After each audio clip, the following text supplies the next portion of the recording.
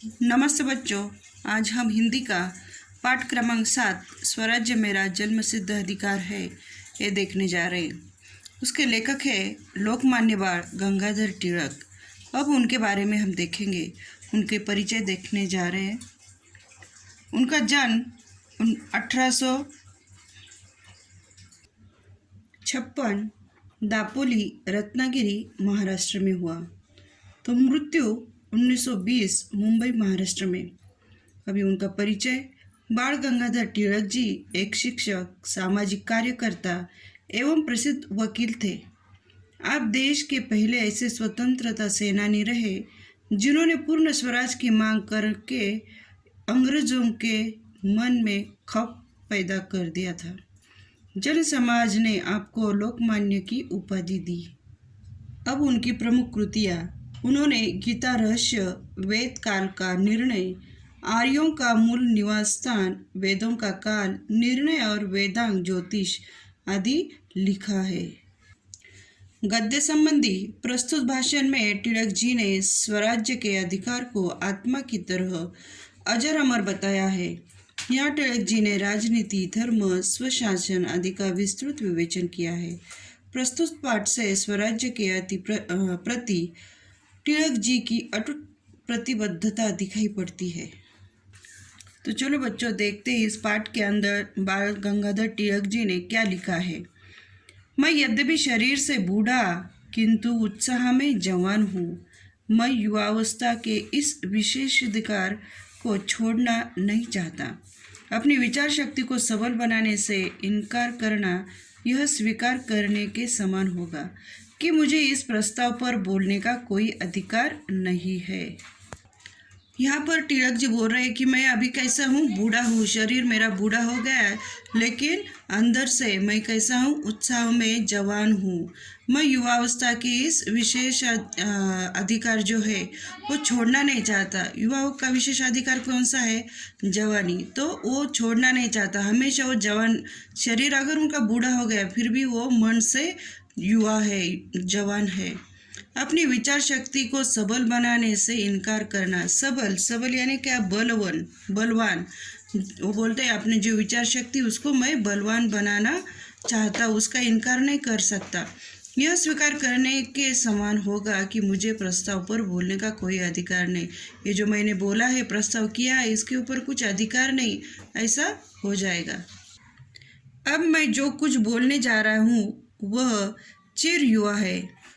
शरीर बूढ़ा जर्जर हो सकता है और नष्ट भी हो सकता है, परंतु आत्मा अमर है। उसी प्रकार हमारी होम रूल गतिविधियाँ में भले ही सुस्ती दिखाई दे, उसके पीछे छिपी भावना अमर एवं अविनाशी है। वही हमें स्वतंत्रता दिलाएगी। आत्मा ही परमात्मा है और मन को तब तक शांति नहीं मिलेगी जब तक वह ईश्वर से एकाकार न हो जाए। स्वराज्य मेरा जन्मसिद्ध अधिकार है। जब तक वह मेरे भीतर जागृत है, मैं बूढ़ा नहीं हूँ। कोई हथियार इस भावना को काट नहीं सकता। कोई आग इसे जला नहीं सकती। कोई जल इसे भिगो नहीं सकता। कोई हवा उसे सुखा नहीं सकती। अभी यहाँ तिलक जी बोल रहे हैं कि वो जो कुछ भी बोलने जा रहे हैं वो चिर युवा, हमेशा के लिए सत्य है, हमेशा के लिए जिंदा है। वो बोल रहे कि शरीर अगर मेरा जर्जर यानी बूढ़ा, जर्जर यानी कमज़ोर, बूढ़ा कमज़ोर हो जाए, नष्ट भी हो जाए, ख़त्म भी हो जाए, परंतु वो बोल रहे कि आत्मा अमर है। आत्मा तो अमर रहेगी ना। तो उसी प्रकार हमारी होम रूल गतिविधियाँ जो है वो भले सुस्ती दिखाई दे। सुस्ती बोलो तो अभी कैसे है कि वो एकदम शांत है, कुछ विधायक कार्य नहीं कर रही, फिर भी उसके पीछे छिपी जो भावना है अमर एवं अविनाशी है। जो भी उसके अंदर जो होम रूल गतिविधियों के अंदर जो भावना है वो कैसी है? अमर है, हमेशा के लिए जिंदा है, अविनाशी है, उसको कोई नष्ट नहीं कर पाएगा। अविनाशी यानी क्या? जिसका कभी विनाश न हो सके, ऐसी बात। वही हमें स्वतंत्रता दिलाएगी। इनकी जो भावना है अमर है, वो कोई मिटा नहीं सकता। वो भावना ही उनको स्वतंत्रता दिलाएगी, ऐसा वो बोल रहे। आत्मा ही परमात्मा है और मन को तब तक शांति नहीं मिलेगी। और बोलते हैं जब तक हमको ये जो कार्य है वो खत्म होने तक हमारी आत्मा को शांति नहीं मिलेगी, जब तक वह ईश्वर से एकाकार न हो जाए। एकाकार यानी क्या?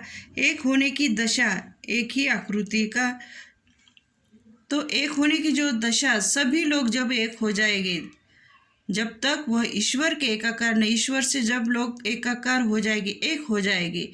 स्वराज्य मेरा जन्म सिद्ध अधिकार है। वो बोल रहे कि ये जो स्वराज्य है मेरा जन्म सिद्ध अधिकार है, और वो जब तक मेरे भीतर है, जागृत है, जागृत यानी का जगा हुआ है, मेरे अंदर है, मैं बूढ़ा नहीं हूँ। अभी वो बूढ़े उम्र से बूढ़े हैं, फिर भी वो क्या बोल रहे? मैं बूढ़ा नहीं हूँ, शरीर से बूढ़ा हूँ लेकिन अंदर से मैं कैसे हूँ? जवान हूँ। कोई हथियार उनको काट नहीं सकता, कोई आग उनको जला नहीं सकती, कोई जल उनको भिगो नहीं सकता, और जो भी कोई हवा है वो उसको सुखा नहीं सकती, ऐसे वो बोल रहे। मैं उससे भी आगे बढ़कर कहूँगा कि कोई सीआईडी पुलिस इसे पकड़ नहीं सकती। मैं इसे सिद्धांत को घोषणा पुलिस अधिकारी जो मेरे सामने बैठे हैं के सामने भी करता हूँ, कलेक्टर के सामने भी, जिन्हें इस सभा में आमंत्रित किया गया था, और आशुलिपि लेखक जो हमारे भाषणों के नोट्स लेने में व्यस्त है, कि उनके भी सामने भी हम स्वशासन चाहते हैं और हमें मिलना ही चाहिए। जिस विज्ञान की परिणति स्वशासन में होती है वही राजनीति विज्ञान है, न कि वह जिसकी परिणति दास्ता में हो। राजनीति का विज्ञान इस देश के वेद है। अब यहाँ हमें ये तिलक जी बहुत हिम्मत वाली दिखाई देते हैं। वो बोलते हैं कि मैं सबके आगे जाकर सबसे बढ़कर कहूँगा कि ये जो पुलिस लोग हैं उनके सामने वो न पकड़ नहीं सकते, और मैं इस सिद्धांत को घोषणा पुलिस अधिकारी जो मेरे सामने बैठे, उनके सामने जो पुलिस अधिकारी बैठे उनके सामने भी करने वाले थे, और जो कलेक्टर है उनके सामने भी, जिन्हें इस सभा में आमंत्रित किया था सभी के सामने। जो आशुलिपि लेखक, आशुलिपि यानी क्या? तो संकेत जो लिखते हैं, जो शॉर्ट हैंड टाइपिंग का वर्ड है, तो वो जो टाइपिंग कर रहे हैं उनके लेखक, उनके सामने भी जो हमारे भाषण, वो जो बोल रहे भाषण कर रहे उनको नोट कर रहे और नोट करने में व्यस्त है। व्यस्त यानी क्या? किसी काम में लगा हुआ, अभी उनका भाषण सुन रहे हैं और वो लिखने में जो व्यस्त है, उनके सामने भी वो स्वशासन चाहते हैं, और वो बोलते कि वो हमें मिलना ही चाहिए। वो बोलते कि जिस विज्ञान की परिणति यानी क्या? तो पुष्टि, ये विज्ञान की पुष्टि स्वशासन में होती है, वही राजनीति विज्ञान है, न कि वह जिसकी परिणति दास्ता में हो। राजनीति का विज्ञान इस देश के वेद है। और वो बोलते हैं कि इस देश का वेद क्या है? तो राजनीति का विज्ञान। अब इसके आगे का वीडियो हम बाद में देखेंगे। बाय।